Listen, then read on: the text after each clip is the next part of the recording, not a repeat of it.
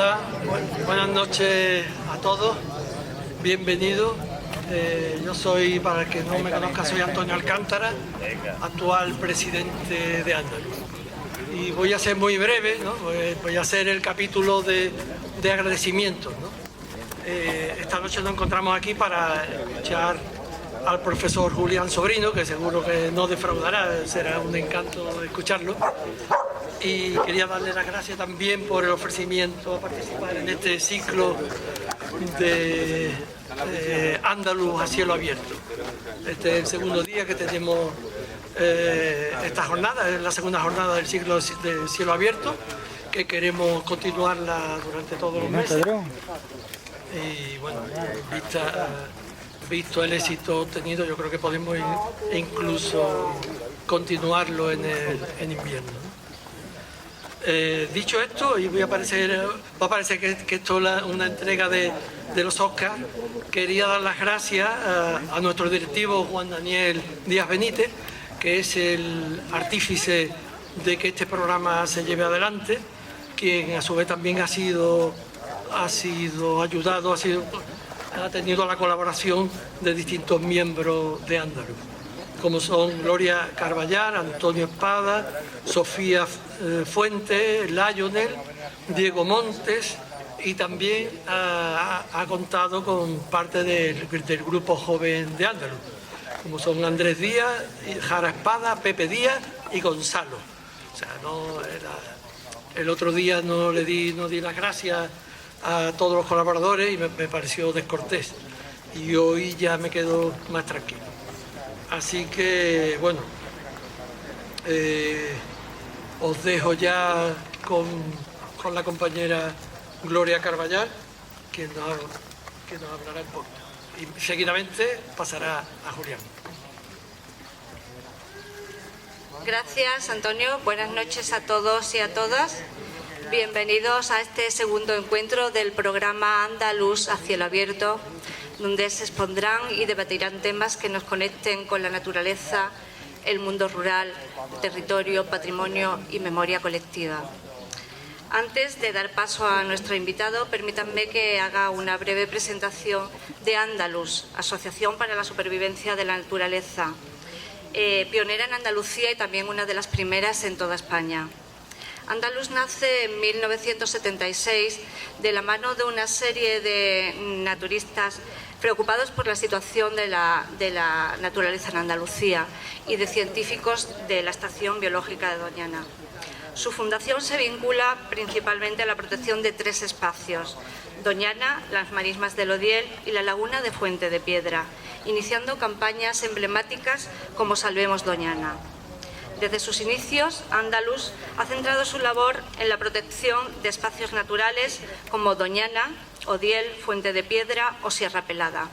En esta última, Andaluz llegó a comprar una finca de 60 hectáreas para la protección y defensa de la colonia de buitre negro más al sur de Europa, que después fue ampliada a 120 hectáreas por la Fundación BIOS, nacido en el seno de Andaluz. Ha realizado numerosos estudios de fauna y flora, destacando el seguimiento del buitre negro, la cigüeña blanca, la butarda y el camaleón. Del buitre negro, mencionado previamente, se ha llegado a establecer el censo más longevo del mundo en seguimiento de esta especie junto a la Fundación BIOS, con más de 39 años de seguimiento. Ha apostado por la educación ambiental con cursos pioneros en ornitología y árboles urbanos, y con programas como Ambientalia y Aula Verde. Ha denunciado proyectos destructivos, contaminantes y de gestión ineficaz de ecosistemas. También colabora institucionalmente, siendo miembro del Patronato de Doñana, del Patronato de las Marismas del Odiel y miembro de la Unión Internacional para la Conservación de la Naturaleza, UICN, desde 1987, participando activamente en las asambleas de Australia y Brasil. Entre sus logros podemos destacar la ampliación del espacio natural de Doñana, la revelación de la colonia de espátulas más al sur de Europa en las marismas del Odiel, consiguiendo su protección, y durante la década de los años 80 y 90, Andaluz asesoró a la Junta de Andalucía en la redacción de leyes de protección ambiental de los distintos espacios naturales de Andalucía, y contribuyó a frenar proyectos como Costa Doñana o embalses en zonas de alto valor ecológico. Recibió el Premio Junta 2000 por su trabajo conservacionista. En la actualidad, tras una etapa de menor actividad, Andaluz ha sido relanzada por su presidente, nuestro presidente, Antonio Alcántara, ampliando sus objetivos a la defensa del patrimonio natural, rural, cultural e industrial y promoviendo la sostenibilidad ambiental en todas sus formas, con proyectos como la renaturalización del entorno de Torrijos y el proyecto de resurrección de los gigantes de Torrijos, el intercambiador ferroviario de Liguerón, con Agustín Navarro y Antonio Alcántara a la cabeza, participación en el primer foro para la conservación de la naturaleza con Iniciativa Natura, proyectos de transhumancia y acuerdos de custodia de territorio con pastores, ayuntamientos y campos solares, y en la actualidad se está negociando también con el Ayuntamiento de Valencina de la Concepción para declarar de esas calcolíticas las zonas arqueológicas del municipio. Somos miembros de la Mesa Portablada junto a otras asociaciones sociales y conservacionistas y formamos parte activa junto a la Fundación Savia, Amigos de la Laguna de la Janda y Amigos del Pericón en la defensa y recuperación de la Laguna de la Janda. Para el año que viene estamos trabajando en el proyecto La ciudad que camina con ovejas. Se trata de una transhumancia de 4 días con 2000 ovejas, por lo que se pretende que sea el futuro anillo verde y azul de la ciudad de Sevilla, y con la colaboración de grupos de scouts, asociaciones vecinales, institutos, colegios, instituciones públicas, políticos, asociaciones ecologistas y, por supuesto, los científicos. Este proyecto trata de dar visibilidad al que queremos que sea el futuro anillo verde y azul de Sevilla y de acercar la naturaleza a la ciudad, porque en Andaluz creemos que el cuidado y la restauración de la naturaleza es trabajo de todos y solo es posible estableciendo y generando alianzas. En resumen, Andaluz es historia viva del ecologismo andaluz. Con más de 49 años de trabajo, ha sido clave en protección de nuestros espacios más valiosos y hoy sigue siendo una voz activa en defensa de un modelo más respetuoso con la naturaleza.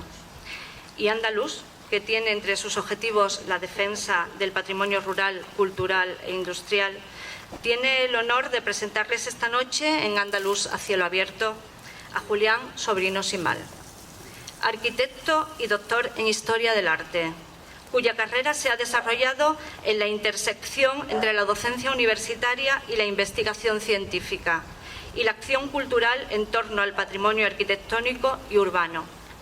Ha sido profesor titular en la Universidad de Sevilla, donde ha impartido durante años asignaturas centradas en la historia de la arquitectura, el urbanismo y la intervención sobre el patrimonio. Su enfoque docente combina la formación teórica con una visión aplicada y crítica sobre la arquitectura contemporánea y su relación con el pasado. Como investigador, ha desarrollado una amplia trayectoria centrada especialmente en la arquitectura del siglo XX, el patrimonio industrial y la construcción de la memoria urbana. Ha dirigido y participado en numerosos proyectos de investigación, tanto nacionales como internacionales, y ha publicado libros y artículos que se han convertido en referente en estos campos.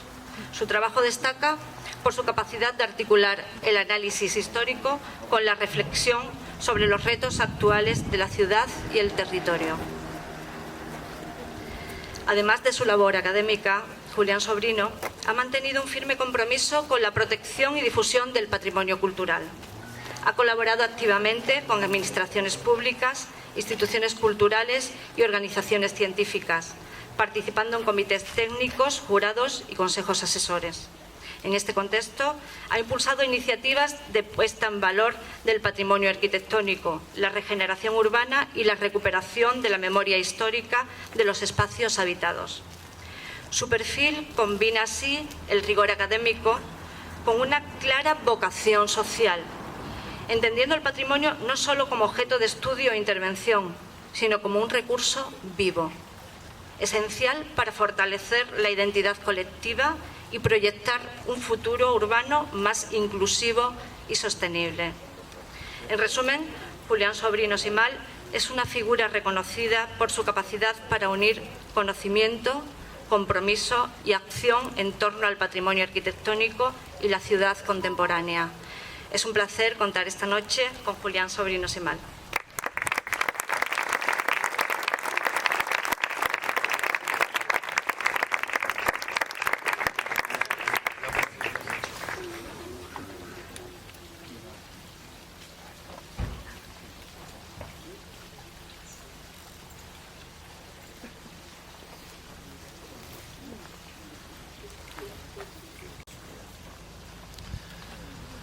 mientras se va poniendo esto en marcha, vamos a ir ganando tiempo, darle las buenas noches por su asistencia.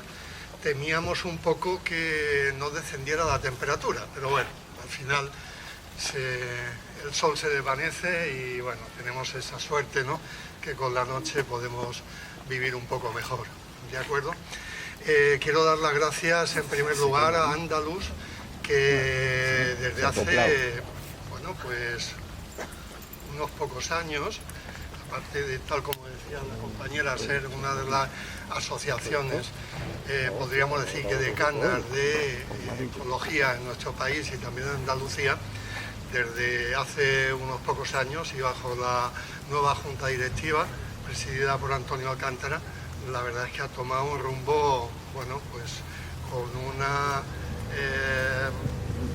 potencia y con una amplitud de miras extraordinaria, tal como ella ha podido resumir antes en relación con los proyectos que han realizado, en los que están comprometidos y los que tienen previsto participar. También dar las gracias al Ayuntamiento de Saltera por la cesión y evidentemente a los miembros de Andaluz que con su apoyo y su labor técnica y su ilusión pues hacen que cuando se puso en marcha la primera de las conferencias, le dije a Antonio, digo, bueno, me parece una idea fantástica, ¿no?, lo de poder hablar a la luz de las estrellas, ¿no?, con la luna y aquí con estas palmeras de techo. Yo creo que no hay un aula mejor y desde luego, como decía Antonio, bueno, no se debe interrumpir en invierno. Yo me vengo con un paraguas, ¿no? Bueno, veremos cómo se van produciendo, pero desde luego es una iniciativa creativa que fomenta la participación de una manera importante y sobre todo que tiene esta flexibilidad en relación con los públicos, porque muchas veces cuando convocamos seminarios, jornadas, conferencias en instituciones, en la universidad, en ayuntamientos, en salas de cultura, etcétera, pues a veces el propio espacio y la institución que convoca es un marcador del espacio, es un marcador social y hace que determinados públicos pues no acudan a escuchar o a participar en temáticas que seguro que no solamente les van a interesar, sino que también tendrían que opinar sobre ellas porque tienen su propia opinión. Bueno, vemos que esto funciona. Bueno, pues el asunto es cómo conseguir algo un poco complicado. Voy a intentar media hora de tiempo para no aburrirles, a lo mejor un poquito más, pero cómo tratar de resumir una comarca, una región como el Aljarafe, con muchísimos años de historia. En cuanto a su extensión, no estamos hablando de una comarca especialmente extensa, pero desde luego también sobre ahí tendríamos que deliberar, porque acerca de la extensión del Aljarafe hay bastantes teorías y bastantes opiniones, ¿no? Ya estemos hablando de un Aljarafe histórico, estemos hablando de un Aljarafe político, de un Aljarafe geográfico, estemos hablando de un Aljarafe medioambiental, de un Aljarafe histórico-cultural, es decir, hay distintos aljarafes. A lo largo del tiempo, el Aljarafe no se ha mantenido, no se mantiene como una estructura unitaria desde un punto de vista de su unidad física. Y sobre esto es lo que voy a tratar de trasladarles en la noche de hoy. ¿De acuerdo?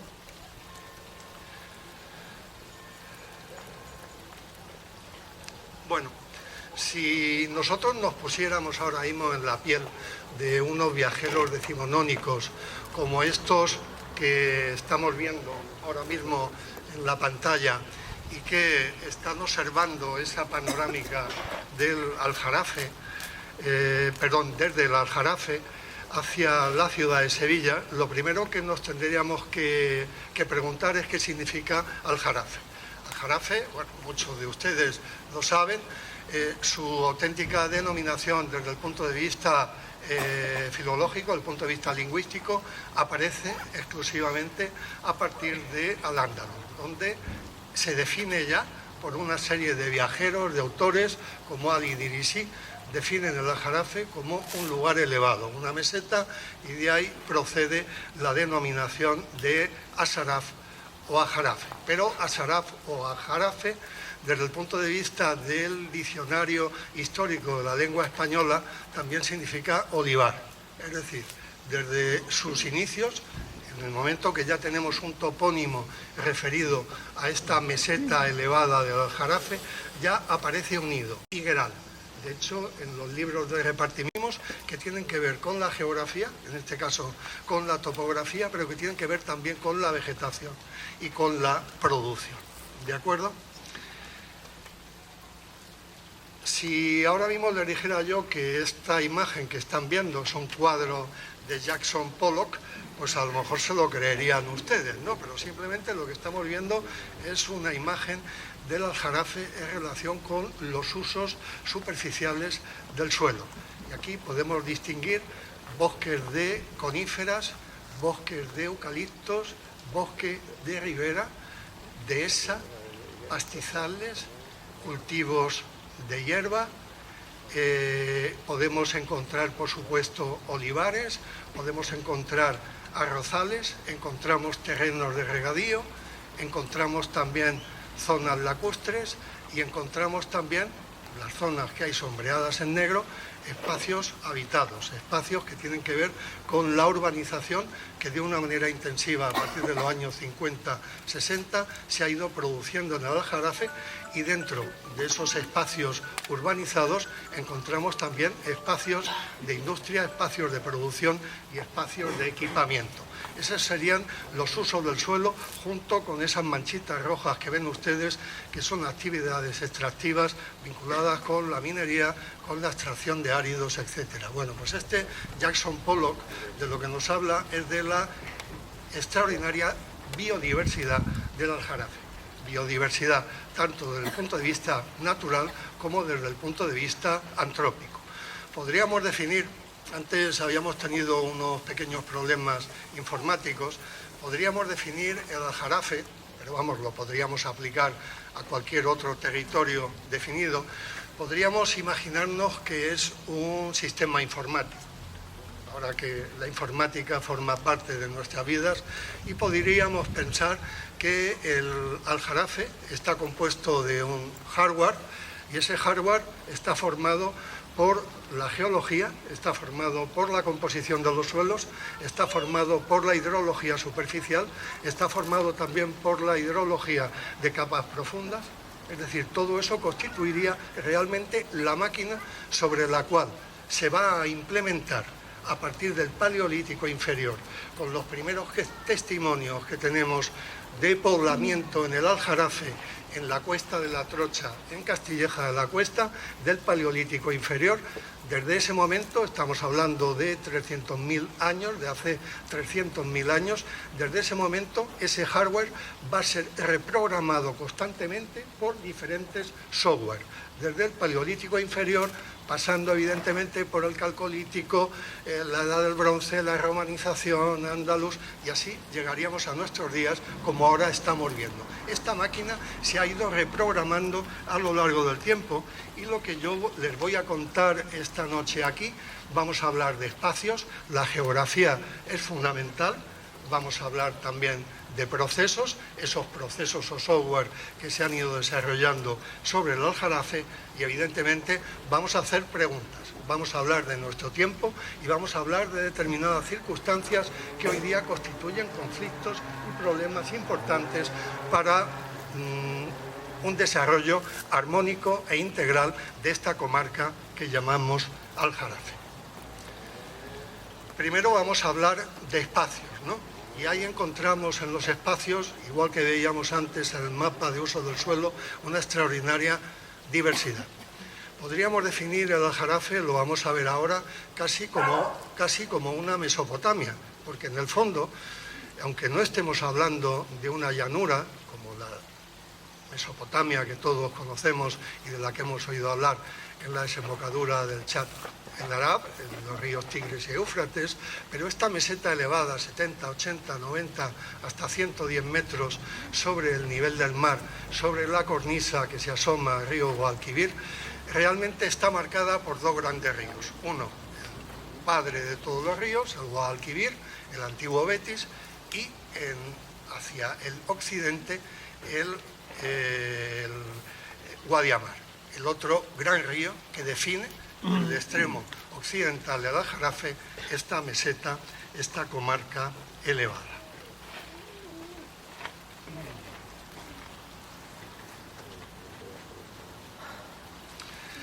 Lo primero que comentaba esta noche es acerca de la geografía, es decir, por qué los lugares son interesantes, por qué algunos lugares tienen un camino, siguen un camino y otros lugares siguen otro camino diferente. Evidentemente, en ese sentido, la geografía es trascendental. No es que sea determinante, no hablamos de determinismo geográfico, pero sí que hablamos de condicionantes geográficos. Y en este mapa, estamos viendo un mapa del sur de la península ibérica, del sur de la zona meridional de la península ibérica, y es un mapa que tiene que ver con los antiguos corredores que existían en Andalucía, en el sur, en la zona meridional de la península ibérica, que existían en el Paleolítico, en el Neolítico, incluso en la época romana, y desde luego siguen existiendo hoy en día. Es lo que llamamos corredores. Esos corredores, si ustedes lo observan bien, nos encontramos con líneas de fuerza que van desde el este hacia el oeste y en dirección norte-sur. Esas líneas de fuerza, la más importante de todas ellas, es la que arranca en las tierras altas del Guadalquivir, en Cazorla y Segura, y que acaba en la desembocadura, estamos hablando por tanto del valle del Guadalquivir. La siguiente línea importante norte-sur es la que coincide en la actualidad con lo que podríamos definir como la Ruta de la Plata.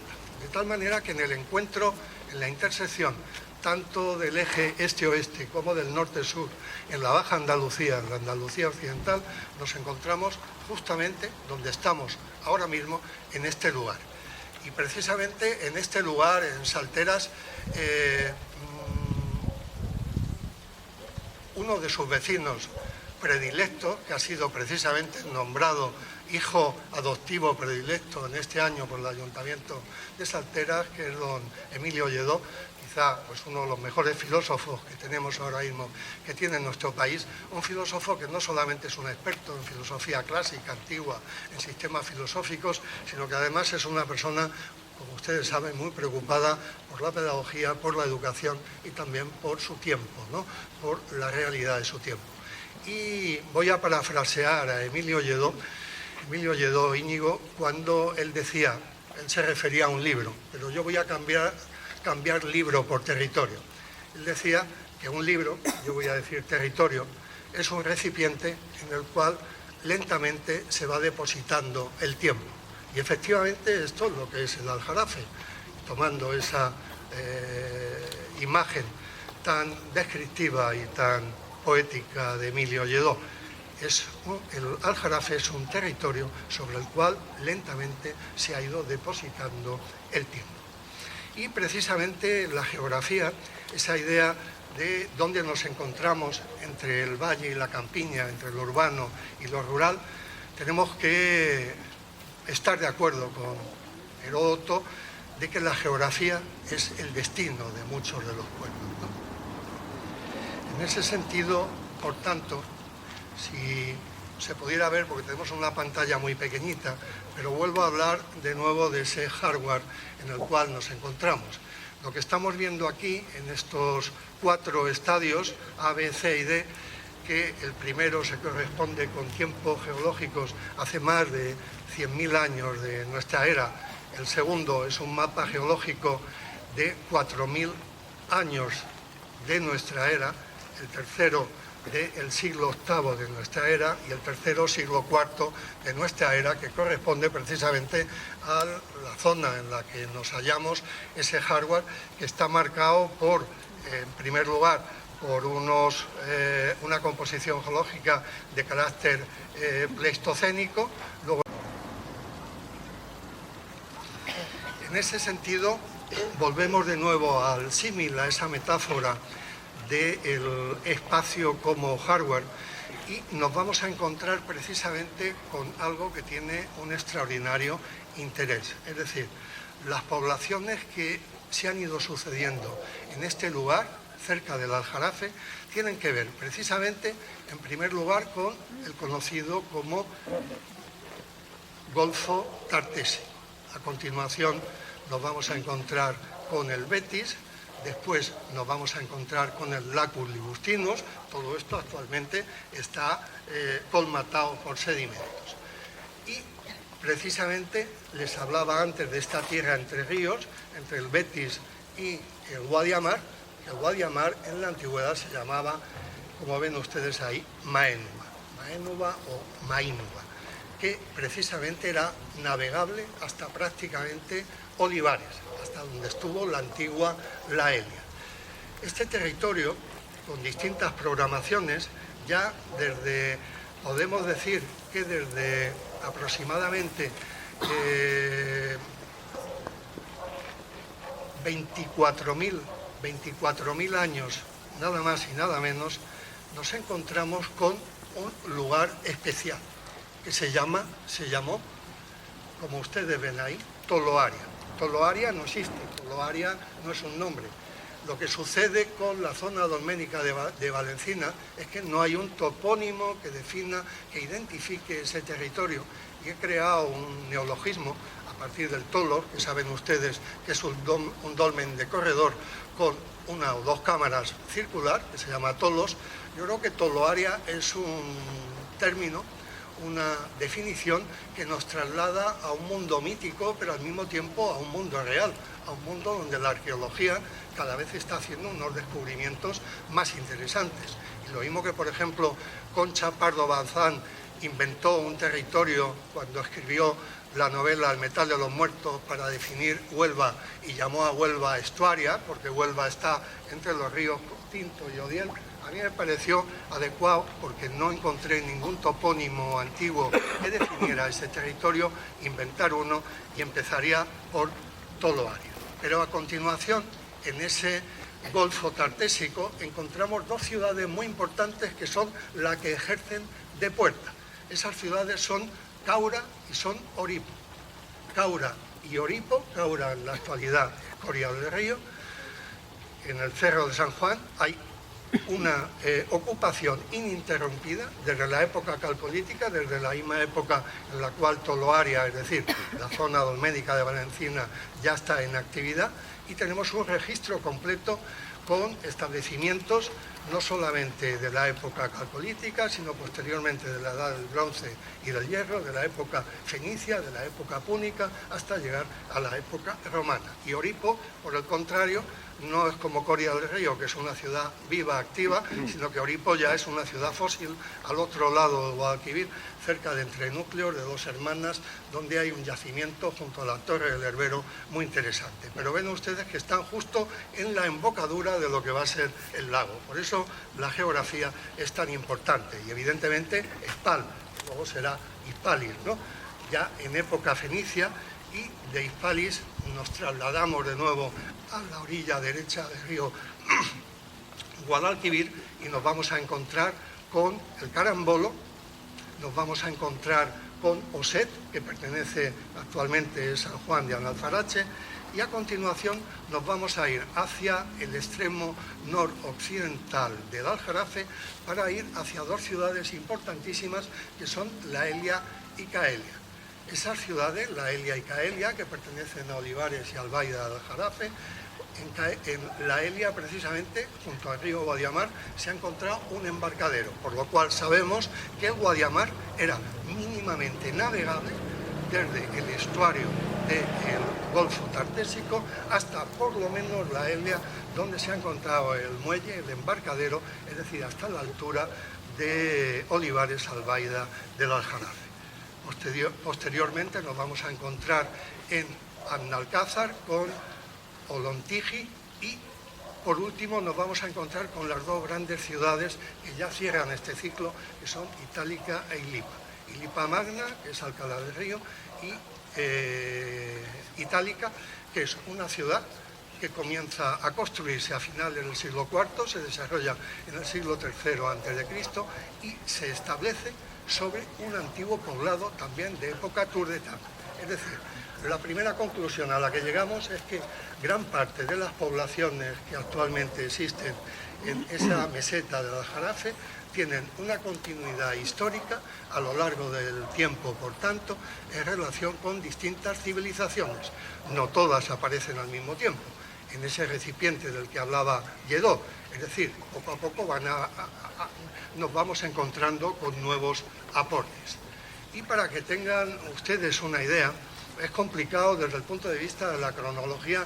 De hecho, por ejemplo, para los periodos más dilatados, es decir, como el Paleolítico y el Neolítico, la representación desde el punto de vista de su superficie en la gráfica no es la real. Ha habido que recurrir a una representación algorítmica que puede comprimir esos dos espacios de tiempo, 1.190.000 años del Paleolítico y 5.000 años del Neolítico. Pero a partir del Calcolítico sí que tenemos una imagen temporal, en ese cronodiagrama sí que tienen ustedes una imagen real, para que veamos realmente en esa estratigrafía que se ha ido depositando en el recipiente del Aljarafe, como el Calcolítico, con 1.200 años de duración, bronce y hierro 1.100, la época tarteso-turdetana 900, romanización 694, Andalus, repartimiento, es decir, la Baja Edad Media 300 años, Antiguo Régimen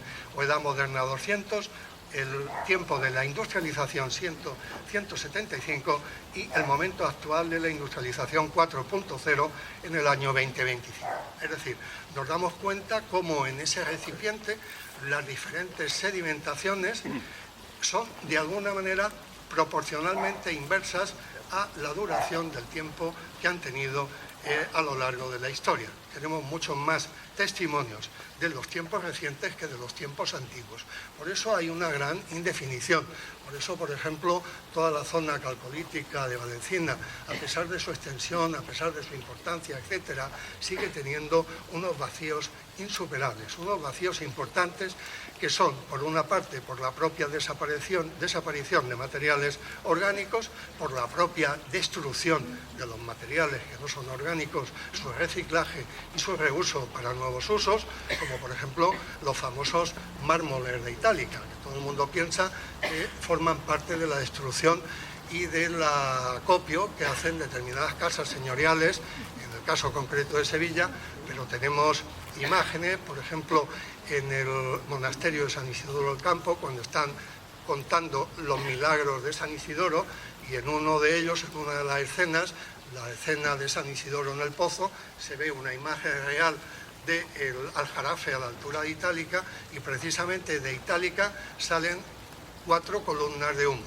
Eso significa que con los mármoles antiguos de Itálica están fabricando cal, es decir, han machacado los mármoles y están haciendo cal para distintos usos, para construcción, para jalbear las casas, etcétera, etcétera. Es decir, que aquello que ha desaparecido del pasado, aquello que no nos pertenece porque no sabemos de su existencia, tiene una serie de interpretaciones importantes. Podemos decir, por tanto, además de ese símil, de esa metáfora, que voy a ir lanzando varias a lo largo de esta charla. La primera, el Aljarafe como recipiente; la segunda, el Aljarafe como archivo. Es decir, aquí podemos leer, precisamente mirando el paisaje, podemos leer aquello que ha acontecido en este lugar. Los paisajes son cultura hecha territorio, como dice el geógrafo francés Agustín Berg. ¿Y qué dice el Aljarafe hoy de nosotros? Pues evidentemente el Aljarafe dice muchas cosas. Vemos en las imágenes de la izquierda, vemos ovejas, vemos la línea ferroviaria Sevilla-Huelva que se puso en marcha en 1880 por MZA, vemos los tendidos eléctricos, vemos los campos de girasol, es decir, vemos un territorio que evidentemente ha ido cambiando con el paso del tiempo. Un territorio que ofreció, por ejemplo, las primeras ramas de vid y de olivo, concretamente de olivo a América. Hoy el aceite chileno procede del Aljarafe precisamente de aquellos plantones que se llevaron primero a Perú y luego a Chile en el siglo XVI. Estamos viendo un mapa, es un mapa ya más moderno, un mapa de la mitad del siglo XVIII, pero que es bien interesante. Lo he cogido precisamente porque es territorio de Salteras. Se tienen que dar cuenta que Salteras era una collación de Sevilla, es decir, Salteras, las divisiones municipales, administrativas que tenemos hoy en día, que forman parte del nuevo régimen, no eran las mismas que existieron hace tiempo, es decir, las cosas no tienen siempre el mismo tamaño en relación con lo político administrativo, y en este caso concreto, en el mapa que estamos viendo, identificamos en la parte inferior izquierda a Sevilla, identificamos a Triana, a continuación estamos viendo Camas, posteriormente a la derecha estamos viendo Santiponce y a la derecha estamos viendo la Algaba. Están viendo ustedes los distintos meandros del río Guadalquivir hasta llegar a la ciudad.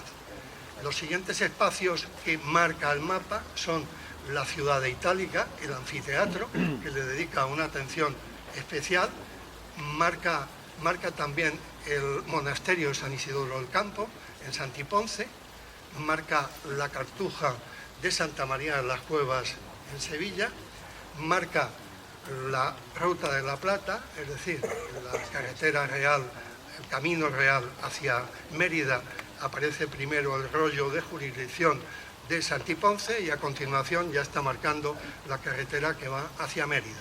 Marca también la carretera que va hacia la Algaba.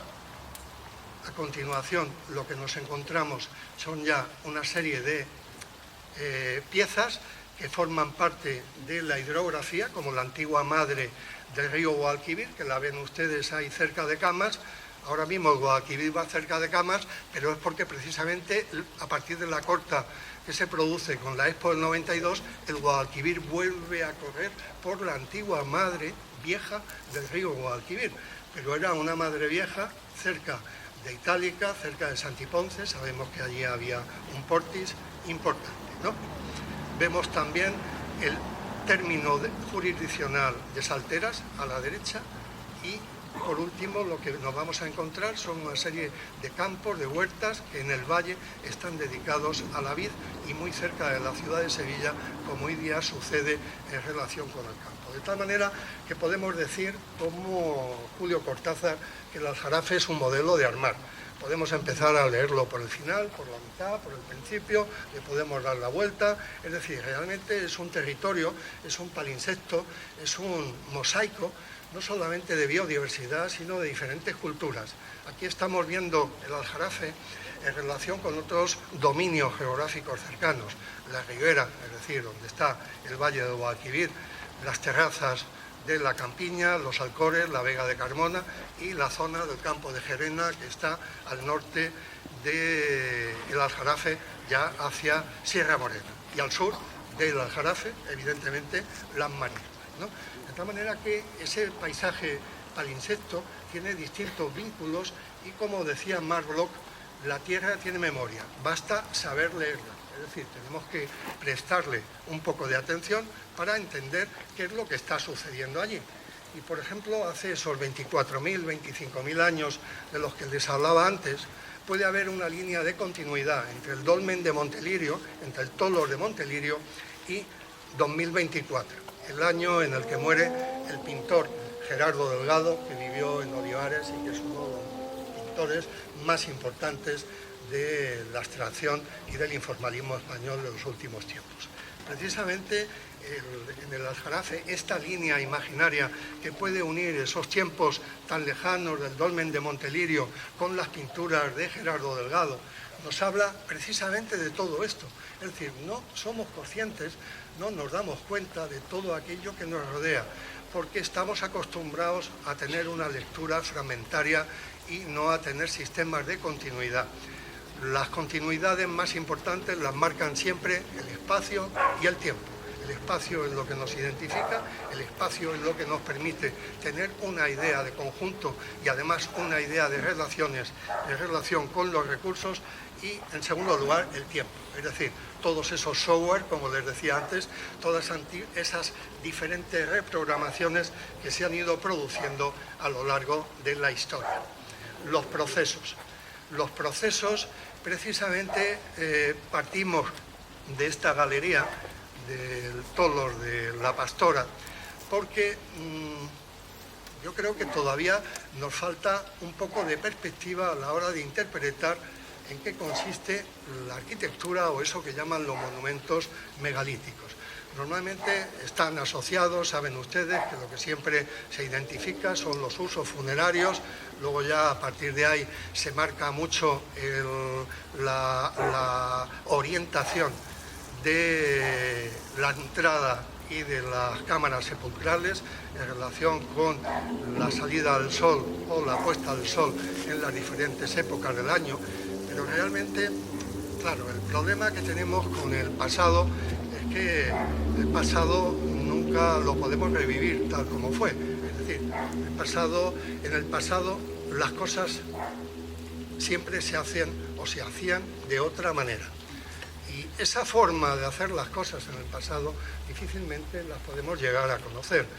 De tal forma que haciendo arqueología comparada, viendo interpretaciones que se están haciendo en Chile, que se están haciendo en Australia, que se están haciendo en lugares no occidentales desde el punto de vista de la arqueología tradicional, y donde evidentemente hay culturas no solamente tan antiguas como las nuestras, sino más antiguas que las nuestras, ¿no?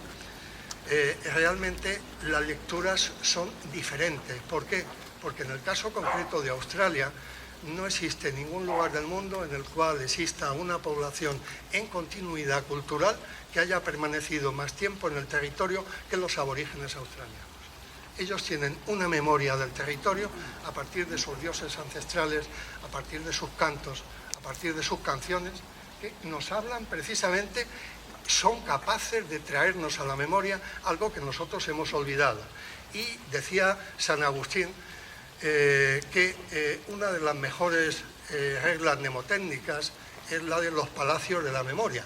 Es, si queremos acordarnos de cosas, podemos generar un espacio y podemos, a partir de nuestra casa, cada habitación de nuestra casa puede ser un continente. El pasillo puede ser un mar, un estrecho, la habitación del salón puede ser Europa, la de arriba puede ser África. Es decir, lo que hablaba San Agustín es de cómo en el espacio podemos irlo asociando con una serie de procesos, lugares y acontecimientos, ¿no? Bueno, pues esa interpretación desde el punto de vista de la arqueología comparada en relación con esos grandes corredores que nos encontramos con los corredores más largos de todo el mundo conocido en relación con este tipo de estructuras megalíticas, son espacios de memoria. Son espacios de memoria vinculados de una manera relevante, de una manera significativa a los ancianos, a la sabiduría.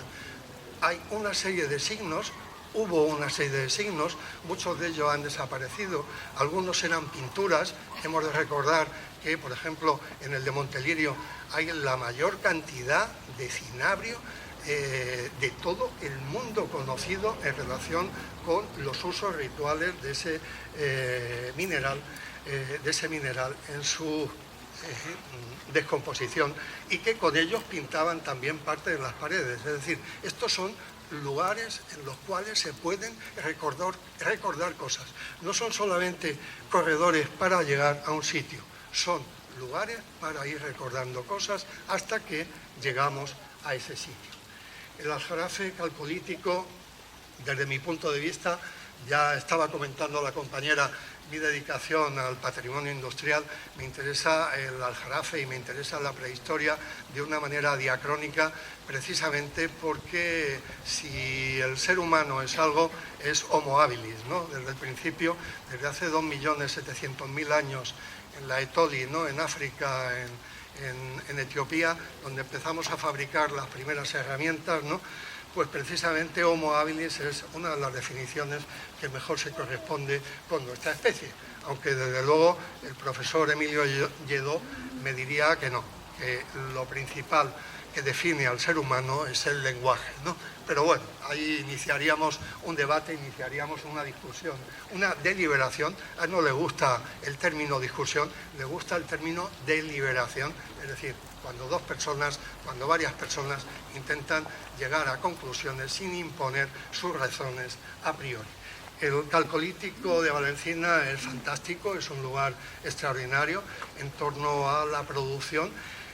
Hay mucho debate en torno, es un poco como el caso de Tartesos, ¿no? Que no encuentran la ciudad. Si es que no hay que encontrar la ciudad. En Valencina tampoco, en el territorio Valencina-Guzmán, tampoco hay que encontrar la ciudad. El poblamiento es disperso. Pero es que muchas veces nos confundimos, como cuando hablamos de si somos nómadas o somos sedentarios. Es que ni antes fuimos solo una cosa, ni hoy somos solo una cosa. Ni hoy somos sedentarios, ni antiguamente fuimos nómadas. Está más que demostrado la temporalidad en determinadas culturas primitivas y que dependiendo de la estacionalidad se movían de un sitio a otro. Antonio y sus compañeros de Andaluz lo saben muy bien ahora que están trabajando sobre la transhumancia. La gente se mueve, el territorio precisamente está para moverse, ¿no? Y todo el utillaje, toda la extraordinaria manifestación, creo que desde el punto de vista iconográfico, aunque hay estudios monográficos, hay estudios parciales, pero no hay una síntesis en relación con las extraordinarias formas que aparecen en el Aljarafe vinculadas a objetos, tanto de carácter ritual, de carácter sagrado, de carácter utilitario. Es decir, queda muchísimo por hacer en el campo del mundo megalítico de Valencina y Castilleja de Guzmán. Esta pintura yo no la conocía hasta que he estado buscando alguna imagen que me ilustrara precisamente Tartesos, y es de Zurbarán. Yo era una de las pinturas de Zurbarán que tengo que reconocer que no conocía. Está en el Museo del Prado y es cuando Hércules mata a Gerión. Cuando en uno de los trabajos de Hércules, el 10º, llega a quitarle los rebaños. Gerión es un rey de más de 100 años que tiene 3 cabezas, que tiene 3 caras, y en una lucha importante Hércules derrota y mata a Gerión, ¿no? Los yacimientos de Valencina nos hablan de una sociedad compleja, una sociedad jerarquizada. Yo también tengo mis dudas acerca del término jerarquización, porque es una aplicación casi mecánica. En el momento que hay algo complicado, algo complejo, algo difícil en una sociedad, dicen que esa sociedad tiene que estar jerarquizada, pero muy pocas veces se habla de la colaboración, porque la colaboración es quizá más difícil de distinguir, quizá más difícil de interpretar, y sobre todo en esta sociedad tan competitiva en la que vivimos estamos menos acostumbrados a identificar los dispositivos de colaboración. Y yo creo, y no es que lo crea yo por ciencia infusa, sino por lecturas, que tenemos una mala lectura de la prehistoria y una mala lectura de los tiempos antiguos. Hubo en las sociedades dispositivos colaborativos que no conocemos, que existieron en su momento, pero que precisamente unas lecturas en relación con filosofías de la historia, especialmente a partir de Hegel y a partir del marxismo en el siglo XIX, que hacen que lo colaborador pierda su papel en relación con una lectura política y social de los tiempos antiguos. Arteaga nos dice que Valencina no es un poblado más, sino un centro de poder del milenio III antes de Cristo. Aquí estamos viendo una ánfora, está en París, y vemos de nuevo, es de la serie de figuras negras sobre fondo rojo del siglo IV antes de Cristo, en Atenas, actualmente está en París, y vemos de nuevo a Hércules derrotando a Gerión. Estamos viendo el territorio tartésico y orientalizante. De nuevo vuelvo a discrepar sobre el término orientalizante. En nuestro país tenemos la costumbre de decir que casi todo es orientalizante. Hay dos maneras de evolución de las sociedades. Una es por convergencia y otra es por difusión. Por convergencia es cuando en dos territorios distintos llegan a las mismas soluciones porque se plantean las mismas preguntas. Eso es evolución por convergencia en territorios que ni siquiera tienen contacto. Cuando hay difusión, cuando hay contacto, por migración, por conquista, por colonización, por comercio, eso ya significa difusión, ¿no? Pues en el caso concreto de Andalucía, en general de la arqueología del sur peninsular, casi siempre es lo orientalizante, hasta que hace 3 años en el Departamento de Física de la Universidad de Sevilla analizan una de las piezas del tesoro del Carambolo y, oh sorpresa, descubren que efectivamente desde el punto de vista estilístico, desde el punto de vista ornamental, sí que hay una influencia de modelos, de tipologías orientales, pero desde el punto de vista metalúrgico, en relación con la aleación de metales y los trabajos de composición de esas piezas, la influencia es atlántica y viene del mundo céltico, del mundo de Hallstatt, del mundo de la Bretaña, ¿no? Es decir, que claro, es como cuando vemos la arquitectura de Aníbal González, ¿no?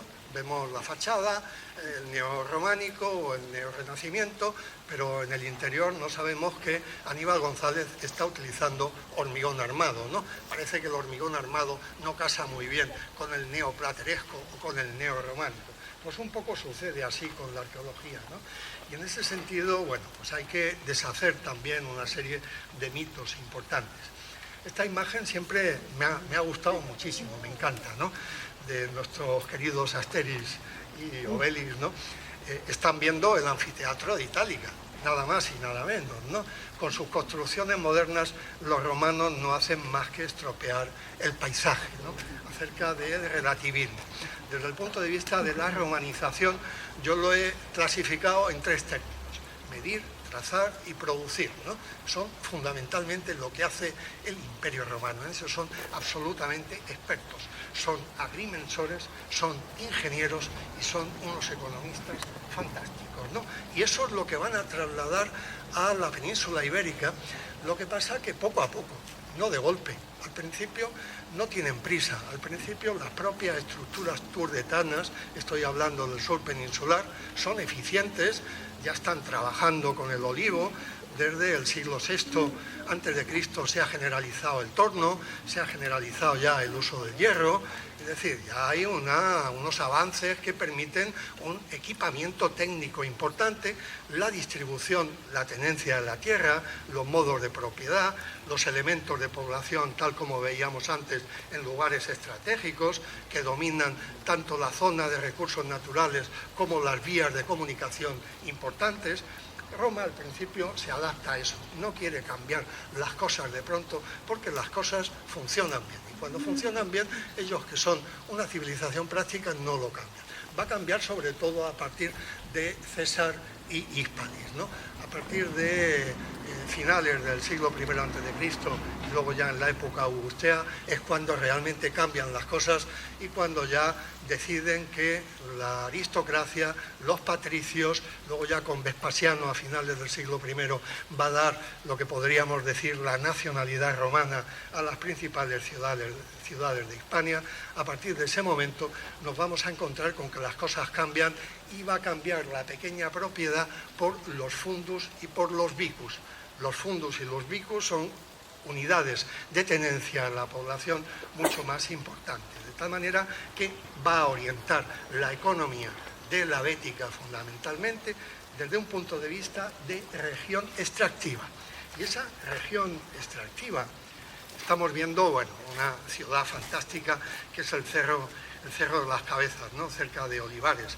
Hacían moneda propia, lo mismo que Olintiji y lo mismo que Caura, tenían cecas en las que emitían moneda propia. Y fíjense qué meseta sobrelevada, es decir, qué gran tel, como si estuviéramos en Asia, como si estuviéramos en Ur, ¿no?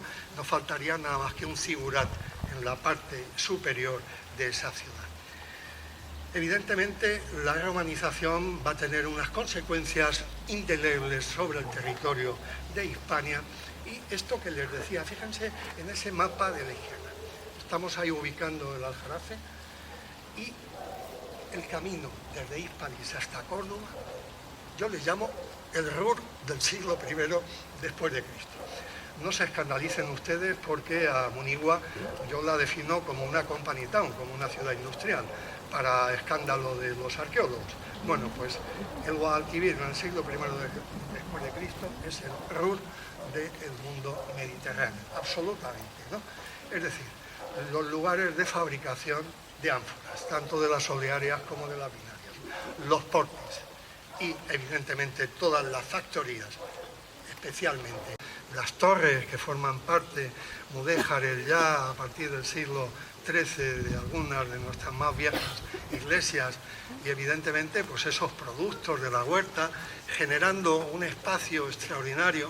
Antes, cuando les hablaba de la biodiversidad en relación con ese Aljarafe Pollock, se me olvidaba uno de los espacios que más me llama la atención y que desde luego está en un retroceso más evidente en el Aljarafe, que son las huertas o los huertos de Ruedo.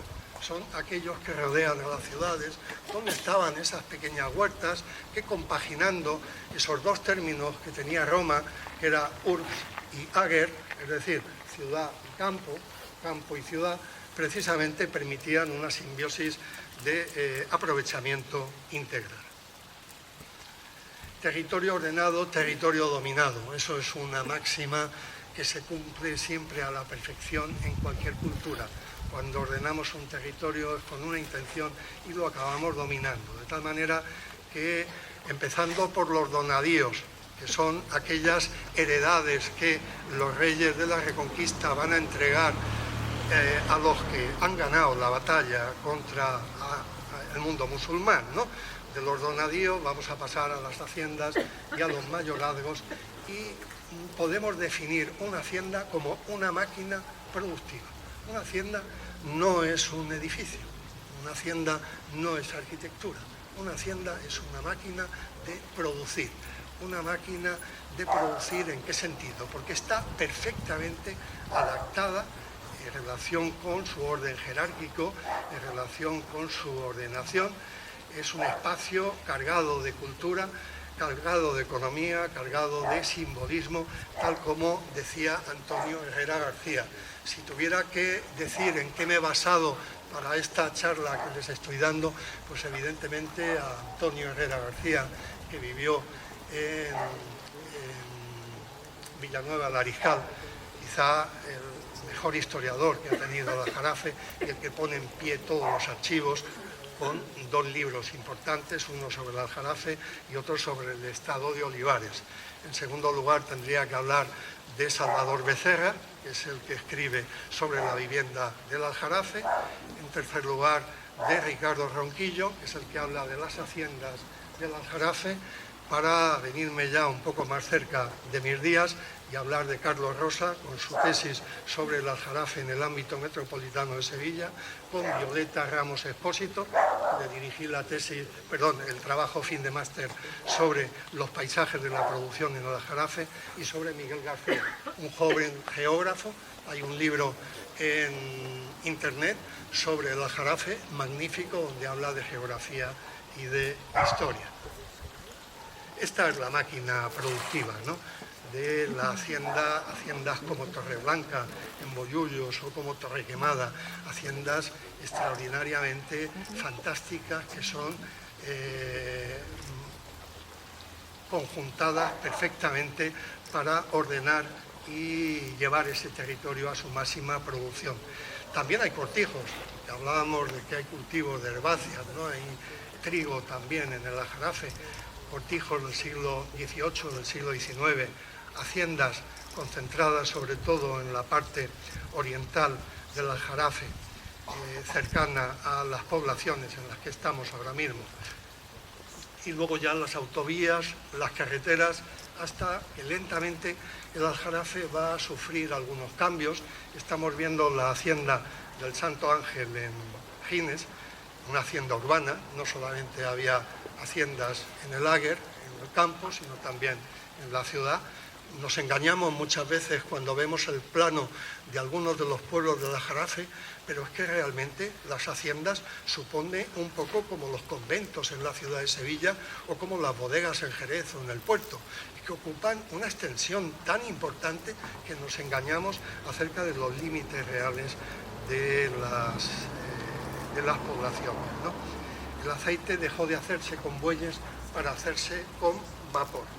En Sevilla, hacia 1857, después de leer el diccionario histórico, geográfico y estadístico de Madoz, había instaladas aproximadamente en 1857 unas 1.324 prensas de viga de torre contrapeso. Dejo aparte las de rincón y algunas hidráulicas que ya estaban empezando a aparecer. 1.300 y pico vigas. He estado intentando con la inteligencia artificial hacer algunos cálculos acerca de cuál podría ser la fuerza desarrollada por esta viga. Claro, es complicado porque claro, hay que meter la extensión, pero bueno, he cogido un término medio de 8 metros y aproximadamente puede estar entre 1,5 caballos y 3 caballos. 3 caballos multiplicados por 1.300 nos dan una potencia de vapor instalada hacia 1857 de cerca de 3.000 caballos de vapor. Si eso lo comparamos solo en la provincia de Sevilla, ojo, si eso lo comparamos con toda la unidad instalada de vapor en Cataluña, estamos más o menos casi igual. Aquí nuestro vapor era diferente, ¿no? Era de otra manera. La transición agroindustrial se va a realizar en esa solución de continuidad desde las antiguas vilas, pasando por las alquerías, por los donadíos, por los mayorazgos, hasta llegar a las haciendas, etcétera, de una manera en torno a diferentes transiciones. Las cooperativas, el ferrocarril, van a ayudar a todo ese desarrollo y me quería ocupar y me quería acordar de algo que normalmente no nos acordamos cuando hacemos historia, que son las personas invisibles en el territorio, pero que en definitiva esos protagonistas anónimos que hoy día, gracias a la metodología de la historia social, de la historia oral, nos hablan de saberes, de oficios, de memorias, y son voces que dan densidad al relato socioterritorial. Ese recipiente del que nos habla Lledó del Aljarafe sería un recipiente con demasiados huecos si no fuéramos capaces de proporcionarle voz a estas personas. Dice Thompson, ¿no?, que uno de los grandes historiadores sociales del siglo XX, la historia de los sin historia también está escrita en la tierra. Y me tengo que acordar de un poema que leí de un escritor vasco, un escritor vizcaíno, murió hace unos años, vivió en Baracaldo, se llamaba Gregorio San Juan, y Gregorio San Juan escribió un poema precioso que llevaba por título el poema A la gente de mi pueblo. Y entonces él contaba, Gregorio San Juan, desde que él vivía en un bloque de vivienda en una zona industrial de Baracaldo, y desde que salía de su piso, llegaba a Arellano a la escalera, bajaba, decía con todas las personas que se iba encontrando, hasta que llegaba a la fábrica. Y llegaba a la fábrica, y lo que hace en ese poema Gregorio San Juan es enumerar todos los oficios de una fábrica metalúrgica, y no tengo espacio en esta diapositiva para poner todos los diferentes oficios que existían antes de las fábricas compactas siderúrgicas que tenemos en nuestra actualidad, robotizadas, etcétera, que lo que han hecho ha sido evidentemente eliminar pues, a los trefiladores, a los perfiladores, en fin, toda una serie de oficios. Por tanto, agricultores, olivareros, vendimiadores, esclavos, alfareros, canteros y constructores, caleros, arrieros, soldados, sanitarios, hilanderas, tejedoras, torteras, vendedoras, sirvientas, sacerdotisas, campesinos, jornaleros, artesanos, herreros, carpinteros, curtidores, milicianos, soldados, panaderas, queseras, bordadoras, criadas, curanderas, parteras, labradores, almazareros, toneleros, escribanos, sacristanes, lavanderas, costureras, modistas, ambulantes, amas de leche, transportistas, carreteros, trabajadoras en fábricas, sirvientas, maestras, activistas, cooperativistas, albañiles, aguadoras, tenderos. Todo eso es también la biodiversidad de los diferentes oficios del Aljarafe. Me quedan 2 diapositivas. Voy a terminar hablando de los conflictos actuales. Tenemos un conflicto muy importante en relación con las redes de transporte del Aljarafe y el Aljarafe que podemos definir el Aljarafe enredado. Recuerdan ustedes el antiguo camino real que iba desde Onua, desde Huelva hasta Hispalis, y que luego ese camino, que era un camino tartésico turdetano, luego se convirtió en el camino real, y luego también en la cañada real, que va de norte a sur y que más o menos sigue el perfil, el trazado del río Pudio, ¿no? Bueno, pues aparte de eso hay multitud de otros caminos que los compañeros de Andalus conocen mucho mejor que yo, ¿no? Pero realmente ahí hay un conflicto de movilidad en relación con todo ese mundo que está desapareciendo. Y luego, evidentemente, la urbanización y terciarización de un territorio interrumpido. A pesar de que tengamos una mancomunidad del Aljarafe, el Aljarafe debería tener una unidad de gestión más política que tratara de evitar muchos de los desmanes que desde el punto de vista de la ordenación del territorio se están cometiendo aquí. De tal manera que no debemos asustarnos, ¿no? El territorio se va reprogramando cada vez más. Está aquí Manolo Silva, experto en energías solares y en más cosas, ¿no? Y estamos viendo aquí la antigua Sanlúcar, ¿no? Locus solis, perdón. Reprogramar la memoria mediante la sostenibilidad, significar los territorios, la agroecología, la innovación industrial. Sigo pensando que no debemos quedarnos fuera de las diferentes industrializaciones que se están produciendo. Y como decía Loventhal, no se trata de volver atrás, sino de saber de dónde venimos para elegir a dónde queremos ir. De tal manera que este tótem termosolar, ¿no?, lo podemos transformar de nuevo y podemos volver a la ciudad de los toldos, ¿no?, y hacernos una serie de preguntas sobre el futuro. El futuro del Aljarafe es una cuestión eminentemente política, cultural y comunitaria.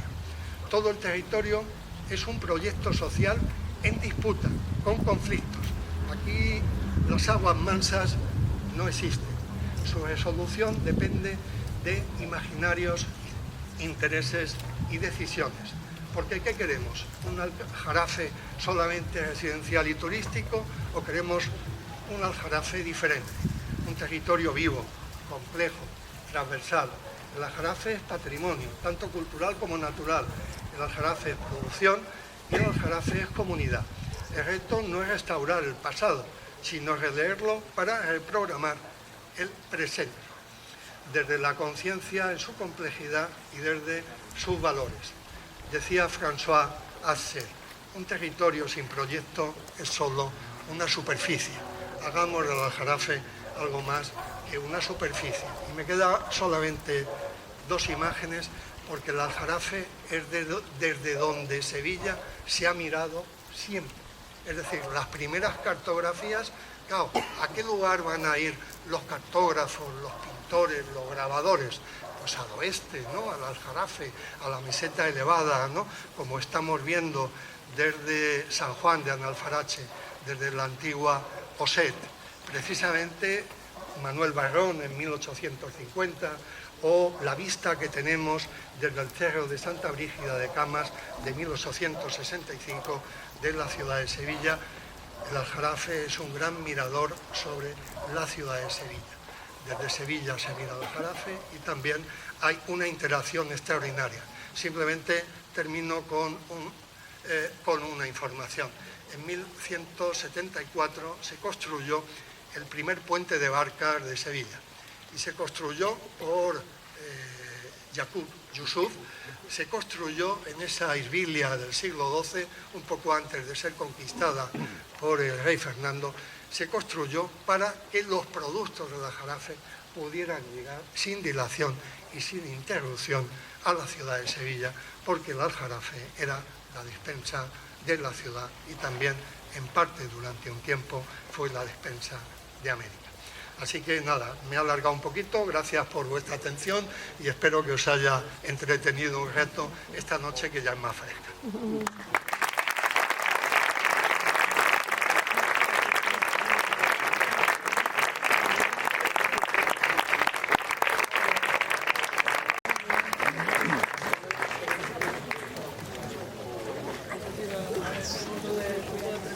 Pues sí, si quieren preguntar, claro.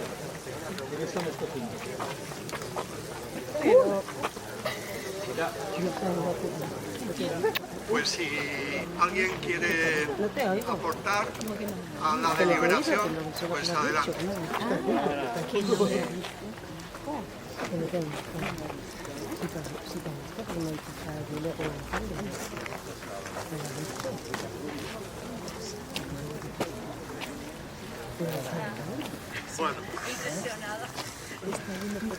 Bueno, pues ya saben dónde estoy. Volvemos a repetir cualquiera de estos días, ¿de acuerdo? Y seguimos charlando sobre el Aljarafe, pero en lugar de empezar, cogemos el Aljarafe para armar y empezamos por otro sitio distinto, barajamos las diapositivas y empezamos por otro sitio, ¿de acuerdo? Un placer escucharte esta noche y sobre todo ha sido casi poético cómo nos has conectado con nuestro pasado a través de lo que pisamos, de lo más próximo que es el territorio. Y esa manera tan didáctica de exponerlo me ha impresionado, por eso ha dicho que es normal que nadie te haga preguntas, nos has dejado todo un poco como...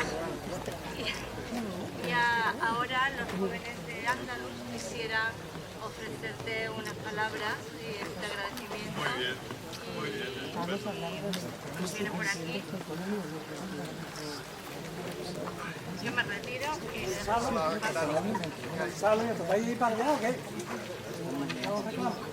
Pepe y Gonzalo. Bueno, nos ha parecido Pepe y Gonzalo. Se entretenía. Brevemente, a hablaros de un proyecto que me es una emoción decirlo, de manera muy concisa, que es sobre Joaquín López Rojas, que va a ser un proyecto que ha propuesto su esposa sobre unos cuadros, porque él es pintor, es un pintor que está muy ligado a la naturaleza, principalmente los paisajes de Doñana, y vamos a hacer una exposición que va a tener como nombre del proyecto Doñana en el corazón del Aljarafe, que va a ser un proyecto donde va a haber una exposición solidaria, donde este dinero que vamos a recolectar va a ir principalmente para mejorar lo que viene siendo el entorno natural de aquí, de nuestro entorno y de nuestra tierra, ya sea con las cajas de los pájaros, que ya hemos hablado de ellas, se ha hablado de ellas, de plantaciones como la de Torrijos, que también se ha comentado, o charlas como esta misma.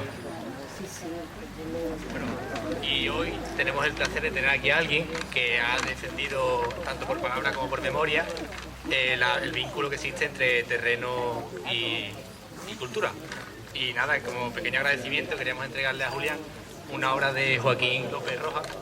Y nada.